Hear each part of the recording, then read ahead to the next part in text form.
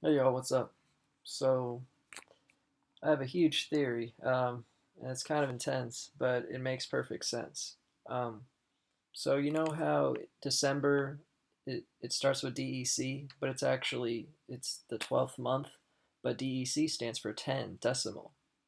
And September actually means 7, but it's the ninth month. Um, and October octagon means 8, but it's the 10th month because they moved it all forward 2 months. So the Illuminati just totally messed up all the times and everything. I mean, that's why the beginning of the season starts in March and not like January, the beginning of the year, because it all originally started with the zodiacal, you know, frame of reference. And Aries is the first sign, March is the first, part. It's the rite of spring. So anyway, uh, looking into that theory, well, it's actually a fact, but when you look at the book of Daniel, when William Miller in 814 said, unto 2300 days, then the sanctuary will be recleansed, William Miller said that that was the return of the Messiah in October 1844. But if you go to the very next section, the very next line, Daniel 8:15, it's right after that. It said, and it came to pass, when I, even I, Daniel, had seen the vision and sought for the meaning, then behold, there stood before me as the appearance of a man. And so if 8:14 is talking about when this guy will return, 8:15 is talking about the appearance of the man, the guy, Nietzsche. And what's strange about it all and what makes it weird is that 8:15 corresponds to Nietzsche's birthday, 10:15, October 15th. Um, but you just minus the 2 months like the Illuminati did. October, octagon, 8, 8:15. So not only does um, the Bible give the year and month of Nietzsche's existence, um, with William Miller, but the verse itself gives his exact date, 8:15. That's trippy to me. And it's just strange because in My Sister and I, Nietzsche's last work, which no, you can't find in any real bookstore, just like you can't find Swedenborg in the bookstore or William Miller. I mean, all the truth givers, you can't find Philip K. Dick's Exegesis in any store. You have to get it all online. In My Sister and I, Nietzsche repented about maybe perhaps being wrong about God, and that's why the Illuminati want to say that it's a forgery. But it's not. It's not a forgery by Oscar Levy. It's a real book. Please pick it up. Okay? I mean, they want to say Nietzsche's, a nihilist, Nazi, chauvinistic egomaniac, but when you actually read him, he's the exact opposite because the Luciferians ruling our world are master deceivers. Okay? They're liars. Anyway. And they don't want us to know that Jesus is potentially in the Old Testament. I mean, Luke 7:14 is it or it's Isaiah 7:14 talks about a son being born to a virgin mother, and he will be called Emmanuel, which means God with us. And and then chapter 8, talks about his ruling, and that's before the New Testament. What I'm confused of is we got the 5 books of Moses, which the Jews worship, and then we have the New Testament, which doesn't start till Matthew. What about all those books in between?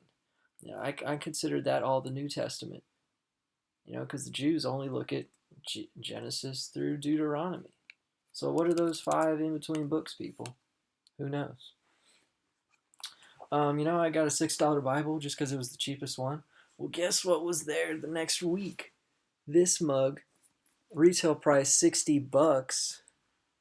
Guess what I got it for? $6.50. It was in like the 75% off bin, and it was already marked down with the bargain price. Anyway, it's all original illustrations. These aren't like made last year. These are like old school 1400s illustrations. It's a really good edition. Illuminated Family Edition. Sorry, stuff is backwards right here for some reason. So yeah, I had to grab it. I mean, usually you save 10%, but this time you only paid the 10%, $6 out of 60. Um, it was just a matter of time before I found this book, The Thief in the Night. You can't read it anyway, but I'm just showing it to you. It's by William Sears, Once again, you can't find it in any bookstores. I had to buy it used online. I don't even know if they're printing it anymore, because guess what it's all about? It's about the multiple prophecies talking about 1844 as the return of the Messiah. You know, um, I mean, he talks about how it ties into Constantinople's ruling. Talks about the Muslim calendar. In the year 1260, they were waiting for the Messiah, and guess what? That was 1844. The Hopi prophecies, 1844 exactly. The Baha'i, I mean, this a thief in the night, I believe he's going to go into the Baha'i religion and say those two brothers, the Baha'u'llah, he's going to say those guys were the Messiah. I haven't gotten that far, but I believe it was Nietzsche, so I mean, multiple prophecies says 1844 or something special would happen. Christians, Mayans, Hopis, Islam, all corners of the world. Okay, and some guy named Nietzsche comes down. Anyway, it's all just converging for me. It's not. I'm not getting more and more confused. I'm getting more and more, you know, precise with my journey.